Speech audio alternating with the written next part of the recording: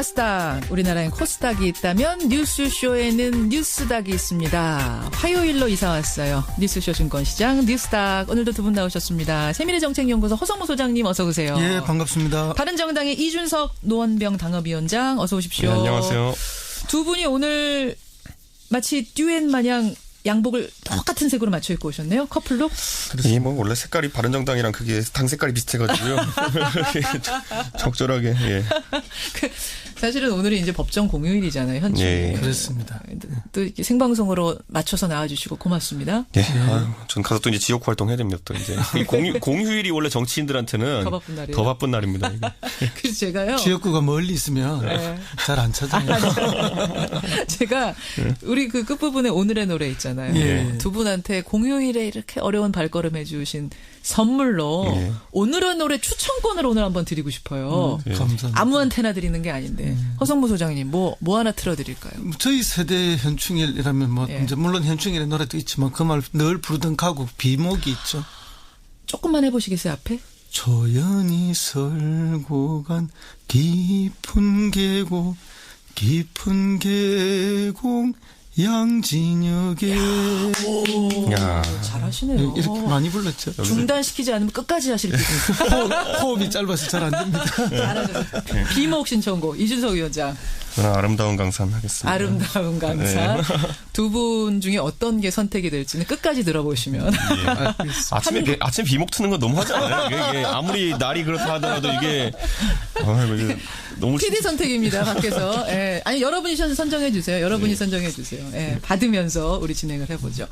뉴스닥. 그나저나 문 대통령의 지지율이 80%대가 깨졌어요. 이게 뭐 78%. 예상됐던 거 아닙니까? 그래요? 그리고 뭐 원래 이제 인사청문회가 생기면 당연히 뭐 흔히 우리가 옛말에 털어서 먼지 안 나는 사람 없다고 먼지가 나죠. 인사청문회.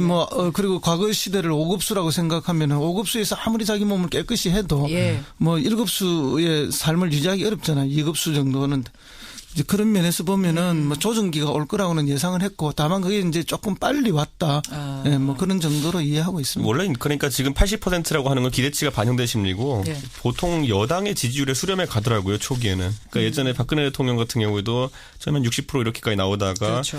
40%대 후반으로 이제 수렴해 가면서 집권 첫 분기를 이제 마쳤거든요. 예. 그러니까 문재인 대통령도 아마 한 2달 정도 남짓한 시간 안에 예. 지금 근데 여당의 지지율이 높아요. 한 50% 중반 정도. 50 중반 정도 퍼센트 정도까지는 수렴하지 않을까. 뭐 이 모든 인사나 이런 국면이 지나고 나면은 그런 생각이 듭니다. 그렇게 보시는군요. 그러니까 이게 어떻게 보면은 좀 당연한 수순이었다. 인사청문회 거치면서 조정기가 좀 있었을 수밖에 없다. 예, 그리고 이제 지금 이 조정기를 이제 강제로 만드는 건 야당이 그렇게 만들 수밖에 없는 거죠. 그래요. 그러니까 이제 내각에 지금 추천된 사람의 도덕적 한계를 뭐 지나치게 부각한다든지 업무론적으로 이야기도 한다든지 이런 것도 있고 그다음에 이제 지금 사드 문제가 나와 있잖아요. 그러니까 이제 미국과의 대립되는 이런 부분을 지나치게 일부 언론이나 일부 정치인이 강조하면서 이게 뭔가 국익에 지금 당장 큰 뭐 손해가 오고 불안해지는 거 아니냐 이런 불안감을 조성을 해서 전통적으로 이렇게 진보 정권을 공격하는 프레임을 계속 짜고 있기 때문에 이 부분 이 두 가지 요소가 일정 정도 작용하면서 저는 그렇게 판단하고 인사청문회와 있습니다. 사드. 제가 지난주에 트럼프가 이제 좀 주목받을 거다 그랬는데 아직까지 시동을 안 건 것 같아요. 그래가지고 한 일주일 정도 지켜보면은 왜냐하면 이번에 어제 이제 우리 정부가 사드에 대한 액션을 일부 취했기 때문에 아마 한 조금 늦긴 하지만 그래도 이번 주 안에 미국 측의 반응이 좀 있지 않을까. 원래 그 일이 터졌을 때도 절차는 투명하게 진행되고 있다라고 한 거는 사실 그렇죠. 조금은 불쾌한 심리를 드러낸 것이기 때문에 어떤 실질적인 구체적인 어떤 또 다른 워딩이 나올지는 지켜봐야 될 것 같습니다. 알겠습니다. 지지율 그렇고 이제 상한가 하한가가 뭐 다 연결되는 얘기일 거예요. 이번 주는 하한가부터 보겠습니다. 허성무 소장님 하한가 누구 골라오셨어요? 저는 정유라와 검찰을 골랐습니다. 정유라는 저 구속영장 기각돼서 집으로 갔거든요. 예. 근데 하한가로 골라오셨네요. 본인의 입장에서 보면은 구속영장이 기각되고 집으로 가고 아주 밝은 미소를 지었기 때문에 자기 입장에서는 상한가지만 우리 국민들이 보기에는 하한가죠. 하한가. 관점에 따라. 잠깐 기다리시고요. 이준석 위원장의 하한가는 저는 강경화 외교부 장관 후보자. 강경화 후보자. 예. 인사청문회 아직 시작하기도 전인데 하한가부터 주고 시작하시는 이유 여기서부터 듣죠. 예, 저 뭐 제가 이분을 뭐 이주에서 뽑았다고 개인적으로 뭐가 있는 건 아니고요. 그러고 보니까 지난주에도 강경화 후보자 하한가 뽑아오셨는데 그렇죠. 이런 근데 거 처음이잖아요. 지난주에 강경화 후보자를 뽑았던 건 다른 의미가 있었던 게 뭐냐면 어떤 개인에 대한 어떤 의혹사항들의 해명을 잘 하지 못했기 때문에 그런 것이고 예. 이번 주에 뽑은 건 뭐냐면은 예. 그 사이에 일주일 사이에 우군이 사라져버렸습니다.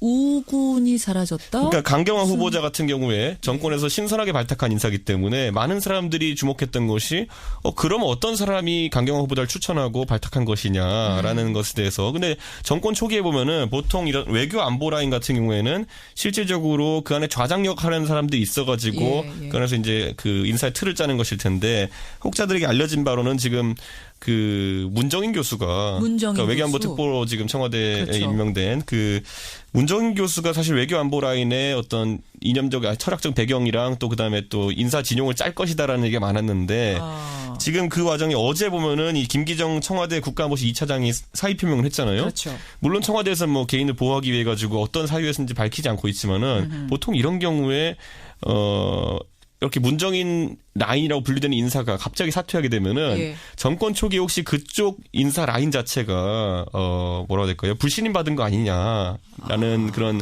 인상을 주는 경우가 있습니다. 자, 정리를 좀 해보자면 그러니까 지금 외교 안보 라인을 짜는 어떤 주도적인 역할을 하는 사람이 문정인 교수, 문정인 특보로 다들 보고 있는데 그 라인에 강경화 후보자도 있었던 거고, 그렇죠. 김기정 뭐 이런 소위 분들이 말하는 있었던 뭐 거다. 굳이 분류하자면은 연세대 예. 정액과 라인이라고 하는 그 라인이 존재하고 실제로 있었다. 많이 들어갔어요 지금. 그렇죠. 그리고 저는 외교 안보 라인에 약간 또 다른 뭐 갈라짐이라고 해야 될까요? 보이는 예. 것이 예.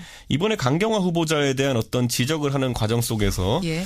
이제 좀 중앙일보 쪽 보도들을 보면서 굉장히 세밀하게 짚고 들어간다는 생각했거든요. 중앙일보가 여러 가지 의혹 많이 제기했죠. 그런데 따지고 보면은 뭐 굳이 그 관계를 뭐 열거하진 않겠습니다만은 중앙일보 회장을 하셨던 홍석현 그 외교특보가 예. 사실 같은 외교팀이잖아요. 그러네요. 근데 그 같은 외교팀에 서로 이제 약간 후벼 파는 모양새를 지금 취하고 있는 거거든요.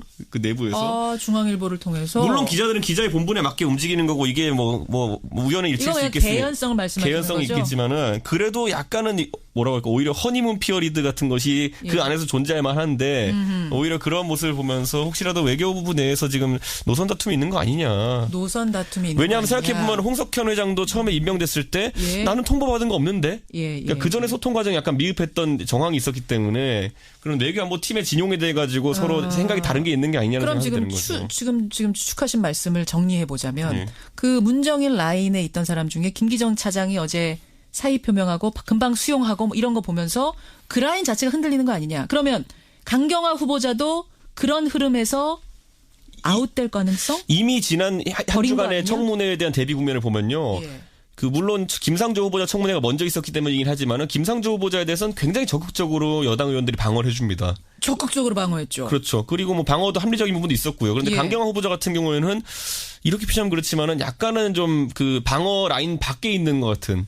그러니까 아니 방어선 아직 밖에 청문회 있는 안 것 했으니까 같은. 그런 거 아니에요? 그래도 의혹 사항들이 계속 제기될 때 예. 보면은 외교 강경화 후보자 굉장히 외롭게 대처하는 모습을 많이 보여줬거든요. 근데 이 모습이 김상조 후보자에 비해서 그렇죠. 그러니까 이 만약에 혹시라도 혹자가 얘기했던 것처럼 하나 내주는 카드가 될 수 있다. 물론 이게 뭐 그렇게 표현하면 개인한테 신뢰가 되기 때문에 꼭 그런 건 아니지만은 그래도 그런 이야기들 시나리오들이 지금 오가는 얘기를 예. 하신 거죠. 예, 예. 정치권에서 그런 오가는 이야기가 얘기를. 오가고 있습니다. 허성무 소장님. 그래 이게 뭐 이제 뭐 빅딜스러니 음모론 공학적 이런 판단인데 뭐 예. 사실은 이제 이렇게 현상을 가지고 보면은 그런 분석이 일정 정도 맞긴 합니다. 근데 지금 여기 안보 라인이 뭐 김기정이 문정인 라인인지 또는 뭐 문정인이 김기정 라인인지 이거 우리가 정확하게 알 수가 없는 그렇죠. 거예요. 예. 그냥 이제 그렇게 보는 것이 불과하고요. 또 뭐 중앙일보 문제는 방금 말씀하신 것처럼 뭐 언론이 언론의 역할을 다하는 것이지 홍석현 사장의 그 뭐 전 사장이죠. 네.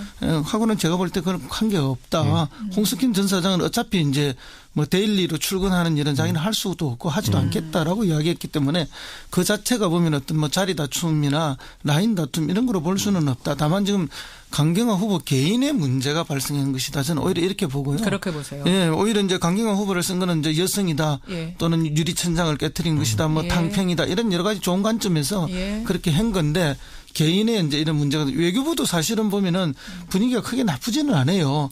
왜냐하면 지난 정권에서 외교장관 한 명이 5년을 하는 바람에 외교부 내부에서 자체적으로 장관 승진을 계속 못했잖아요. 그렇죠. 인사 압력이 굉장히 많은 건 사실인데 예. 강경화 후보가 오면 5년을 다 할 거라고 보는 사람은 아무도 없거든요. 예. 그렇기 때문에 강경화 후보가 장관을 좀 하고 나가면은 자체 승진들이 있을 거라 보고 그런 면에서 보면은 외교부 전체적인 분위기도 강경화 후보를 오히려 좀 반기는 그런 구조예요. 그러니까 허성모 소장님 보시기에는 그냥 개인적인 지금 그렇죠. 오히려 의장전이라든지 그것이 더 큽니다. 투기라든지 이런 것들이 잘 설명이 안 되는 그렇죠. 그런 분위기가 문제인 거다. 그리고 이제 의원들이 뭐 방어를 많이 안 해준다 했는데 사실은 의원들이 방어를 해주려 해도 이게 개인적 네트워크가 좀 있어야 되거든요.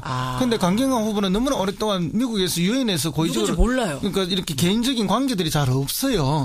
그러니까 이렇게 뭐 뭘 잘 알아야 방어가 될 거 아니에요. 이제 그런 문제가 좀 있는 거죠. 그렇군요. 정말 이준석 위원장 전망대로 낙마? 혹은 잦은 사퇴 이쪽으로 갈 가능성이 있는 건지. 저는 여기서 이제 결정적으로 여론을 좌우할 것은 아마 이제 청문회 하면서 이런 외교안보 현안에 대해서 만약에 물어봤을 때 능력 문제가 대두되면은 왜냐하면 과거 윤진숙 장관은 마찬가지였거든요. 초기에 말이 엄청 많았는데 그거를 그래도 정권에서 어느 정도 방어해 주려고 청문회 들어갔더니만은 그 안에 답변하는 태도나 아니면 이런 부분에서 뭐 웃어 넘긴다든지 이런 것들 해수부 때문에. 장관 기억나시죠, 여러분? 예. 그래서 매너 때문에 걸린 그런 맞아요. 적이 있기 때문에 이번에 강경화 후보자도 아마 청문회 모습이 결정적일 것 같습니다. 청문회에서 얼마나 능력을 보여주고 해명을 적절하게 하느냐 이게 포인트일 것 같다. 동의하세요, 네, 그 점은 뭐 전적으로 동의하고요. 결국 본인한테 지금 달려 있는 문제입니다.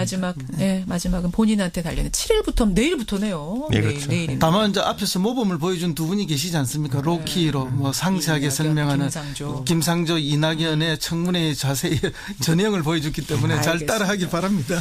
허성모 소장의 하한가로 갑니다. 정유라와 검찰 왜 뽑으셨어요? 하한가. 예, 뭐 이렇게 지난 국정농단의 최고 수혜자, 최종적 수혜자가 정유라 씨 아닙니까? 예. 근데 정유라 씨는 뭐 자기 이름이 유란지 유진지 자기는 이름도 잘 몰라요. 개명도 몰랐다. 그리고 뭐 독일로 가고 덴마크로 가고 뭐 엄마가 가라 해서 했지 나는 뭐 때문에 간지를 몰랐고. 엄마가 가라고 해서 갔고 대학도 가기 싫었는데 엄마가 가라고 해서 갔고. 뭐 학과도 몰라요. 전공이 뭔지도 몰라요. 교수도 본 적이 없어요. 그런데 알고 보니까 교수는 대학 가서 만난 적도 있고 엄마랑 같이 가서 총장도 만났고. 그러니까요. 그리고 또 어떤 교수하고는 손잡고 같은 비행기 아주 좋은 자리에 타고 중국도 가기도 했고 만나보다 교수가 교수로 안 보인 거 아닐까요? 그리고 또 지금 무슨 이야기까지 하는 건 이제 생활비 어떻게 썼냐니까 생활비 몰라요. 다 모른다는 거예요. 아이의 기저귀값 분유값이 어디서 나왔는지 자기가 먹는 밥이 어디서 오는지도 몰랐고. 아니 그렇게 해명을 했는데 그렇게 헛술한 해명을 했는데 구속영장 왜 기각된 거예요? 그러니까 이제 이 아몰랑 전략 나는 뭐 이렇게 철부지고 뭐 백치고 이런 전략이 지금 이제 법원에서 통했던 거 아닙니까? 통한 거예요. 그러니까 이제 이렇게 영장 판사를 굉장히 비난하는 목소리가 있는데 제가 보기에는 영장 판사보다는 오히려 검찰이 문제가 있는 것이 아닌가. 박근혜 전 대통령도 구속시켰던 그 판사가 정유라를 일부러 봐줬을 리는 없고 사실상 그렇죠. 검찰이 내놓은 영장이 뭔가 구속시키기엔 부족했던 거 아니냐. 그렇죠. 소명이 부족했고 이제 뭐 판사의 이야기에 의하면은 뭐 이제 범죄의 가담 정도가 정확하게 소명이 안 되고 있다 관련성 이런 이야기인데 결국 그건 이제 검찰의 의무잖아요 밝히는 게. 근데 검찰이 부족했다. 그러면 검찰은 뭐 업무가 많은 건 알겠지만 이 중대한 사건을 부족하게 준비했다 이건 말이 안 되잖아요. 더군다나 돈을 2천만 원 가까이 들여서 가서 데리고 왔잖아요. 앞선까지 세금을 그렇게 많이 쓰면서 하는 거고 또 덴마크 검찰에서는 구속까지 해서 계속 있던 사람인데 한국 검찰 오니까 오히려 풀어줬다. 이게 도대체 무슨 일이냐는 거죠. 그래서 소극적으로는 검찰이 업무를 태만히 했다는 이런 비판을 받을 수도 있는데 그럼 이렇게 태만히 한 그 원인이 뭘까? 이렇게 분석해 보면 뭐 그 검찰들이 지금 다 감찰받고 있지 않습니까? 감찰받고 있죠. 그래서 이게 불만 아닌가? 아니면 혹시 청와대에 대한 소극적 저항 아닌가? 또 이렇게까지 음모론으로 볼 수도 있다. 뭐 그런 생각이 가능해서 자관 그 원인이 무엇이든지 간에 모르겠지만 어쨌든 하한가는 분명하다. 검찰도 하한가고 정유라 씨도 그런 태도는 국민들에게 전혀 동의받을 수 없는 태도다 이런 생각입니다. 진짜로 정유라가 몰랐을 가능성 하나, 아니면 준비 시간 부족으로 검찰이 제대로 수사 못했을 가능성 하나, 세 번째가 지금 허 소장님 말씀하신 혹시 검찰이 자신들의 지금 감찰 상황에 대한 소극적인 저항 아니냐. 업무 태만까지. 그러니까 이게 뭐 외환관리법 이런 게 아니면 사실 구속이 쉽지 않다라는 얘기를 많이 했었는데 지금 이 영장에 적용된 혐의 두 가지를 보면요. 보면은 그 학점 특혜 받은 거 하고요. 그리고 공무집행방해던가요? 그 이대 관련된 얘기예요. 그렇죠. 이대하고 고등학교 때 출석 관련해가지고 이 청담고 이대. 예, 서류를 허위로 제출한 거 이거거든요. 그러니까 사실 대한민국에서 그러니까 출석 관련해가지고 허위로 자료 제출했다 해가지고 그걸로 구속시키긴 사실 쉽지 않거든요. 보면은 그러니까 왜 그것만 썼을까 그럼? 애초에 적용된 혐의 두 가지가 구속권은 아니었다라고 보는 게 이제 법조인들의 공통된 견해라 가지고 그렇다면 이거는 뭐 선의로 보자면은 아까 말했던 것처럼 시간 부족. 왜냐면 외환관리법 같은 경우에는 뭐 사실 여러 가지를 파봐야 되는 거거든요. 그런데 그렇죠. 애초에 해외에 있었으니까 파보기도 쉽지 않고 수사 시간 부족일 수도 있고 그렇기 때문에 이 부분은 아마 좀 앞으로 지켜봐야겠지만은 검찰이 이번에 그 국정농단 수사하면서 하여튼 첫 영장은 거의 다 기각됐어요. 그러네요. 그러니까 그런데 이 부분은 다른 영장 기각과는 달리 우병우의 그 영장 기각이 되는 걸 보면 데자뷰 느낌이 있어요. 네. 그러니까 우병우는 이제 뭐 이렇게 법조인들이 방송 나와서는 공식적으로 말은 안 하지만 뒷부분에서는 다 돌아서서 그 이야기를 하잖아요. 확실하게 봐준 거다 검찰이. 맞아요. 그런 이야기. 맞아. 이거는 확실하게 봐준 건 아니지만 결과는 결국 비슷하다는 거죠. 영장 청구에서 여러 가지를 빼버리고 영장 청구 자체가 부실한 거죠. 다시 영장 청구한다니까 그거 어떻게 되는지 한번 봐야겠고. 상한가로 부지런히 가야 됩니다. 우리가 아까 노래 부르다가 시간이 다 갔어요. 상한가 허 소장님. 예, 저는 뭐 2월 달에 한번 그 홍준표 씨를 그 상한가로 처음 줬습니다. 그때 뭐 청취자로부터 비난을 많이 받기도 했는데 그 이후에는 쭉 하한가를 계속 가다가 하한가. 지난주에도 하한가를 줬죠. 근데 이번 주에는 상한가를. 아유, 왜 홍준표 전 지사만 가지고 그러세요? 근데 어쨌든 이번에 상한가. 그 얘기 잠깐 하죠. 그럼 하고 가죠. 예, 왜냐하면 지금은 이제 야권 전체가 지지 멸렬하지 않습니까? 이 가운데에서 이제 야권 전체 체제 정비를 해가는 과정인데 유일하게 지난 한 달 그리고 또 어제 뭐 공항에 아래입니까 들어오면서 존재감을 드러내는 사람이 이 사람밖에 없어요. 야당 정치에서. 예. 뭐 그게 뭐 좋다 나쁘다 가치 평가는 별개의 문제고 정치 현실에서 유일하게 지금 존재감이 있는 사람이고 자기를 드러낼 줄 아는 사람이고 그걸 통해서 이제 뭐 사실은 1, 3, 5 전략이 지금 있다는 거 아닙니까? 내년에 1년 후에 지방선거, 3년 후에 국회의원 선거, 5년 후에 대통령을 하겠다.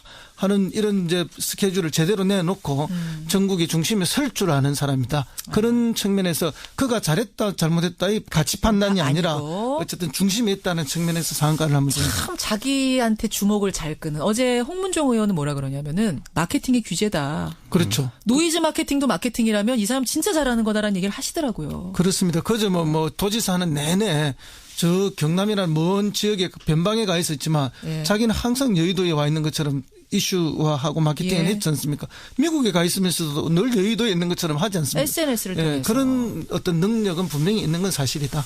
이준석 위원장.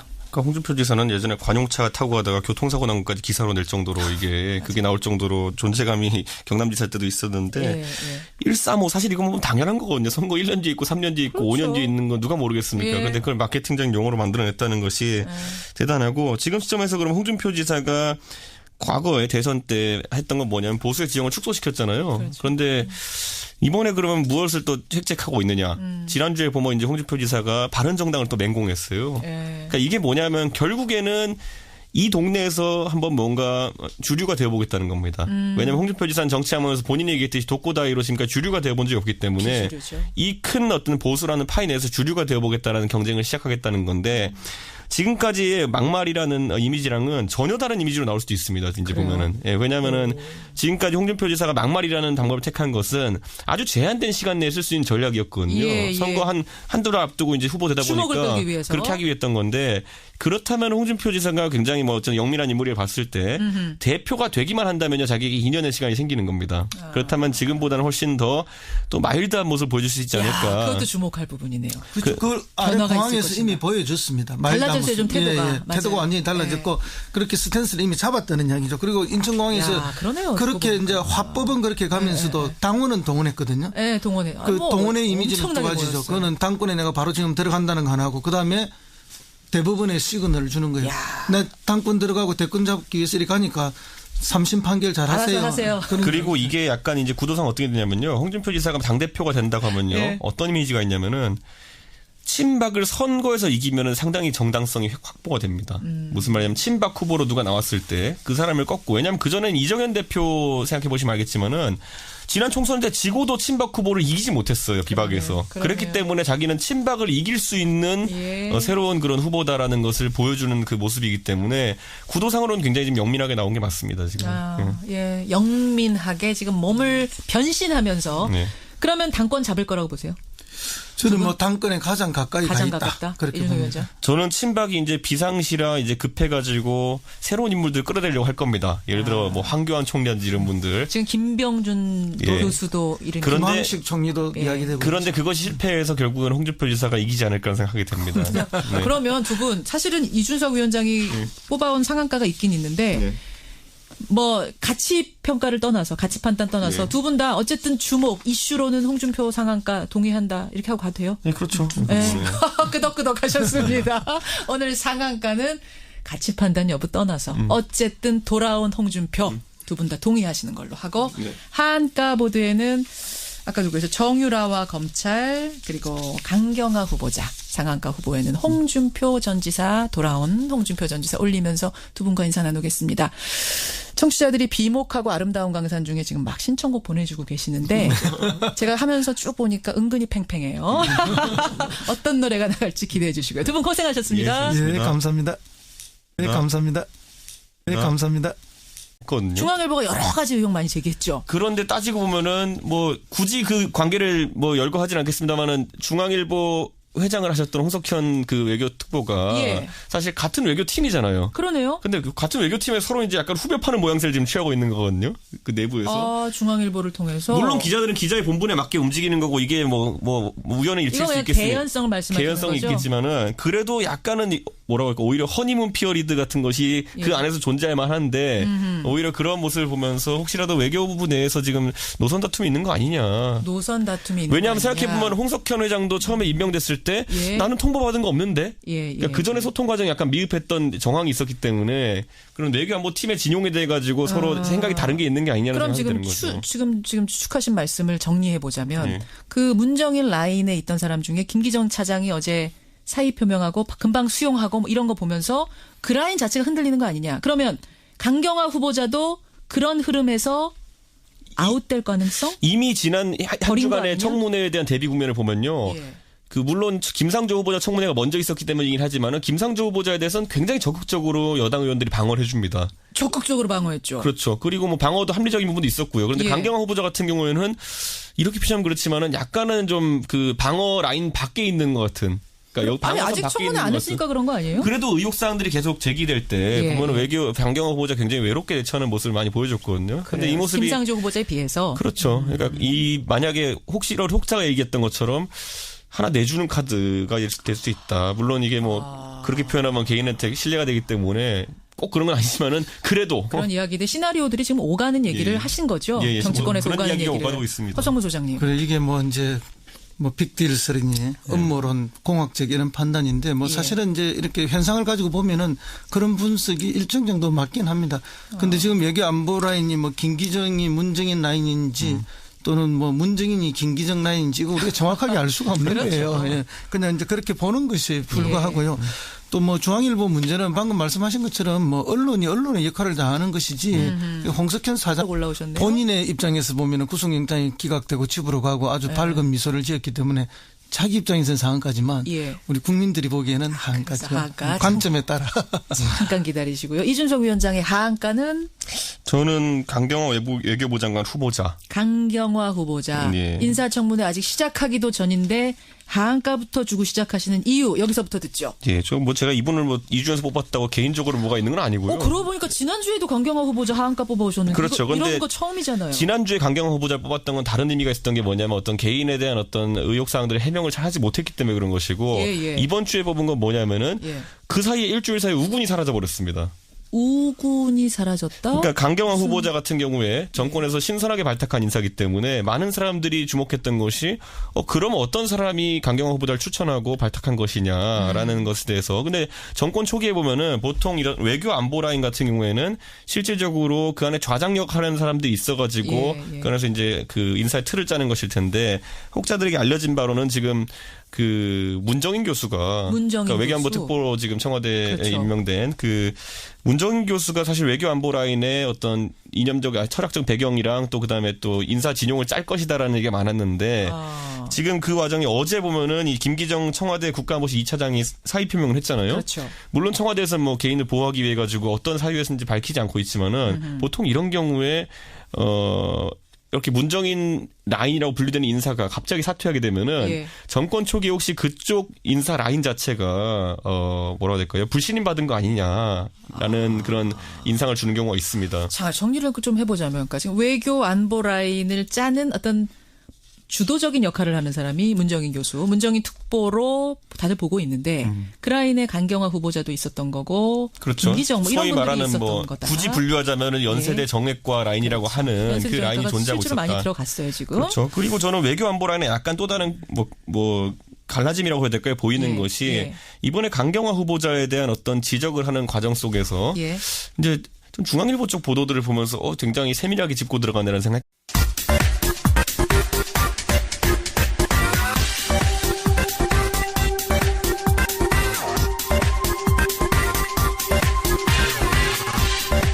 미국엔 나스닥, 우리나라엔 코스닥이 있다면 뉴스쇼에는 뉴스닥이 있습니다. 화요일로 이사 왔어요. 뉴스쇼 증권시장 뉴스닥. 오늘도 두 분 나오셨습니다. 세밀의 정책연구소 허성무 소장님 어서 오세요. 예, 반갑습니다. 바른정당의 이준석 노원병 당협위원장 어서 오십시오. 네, 안녕하세요.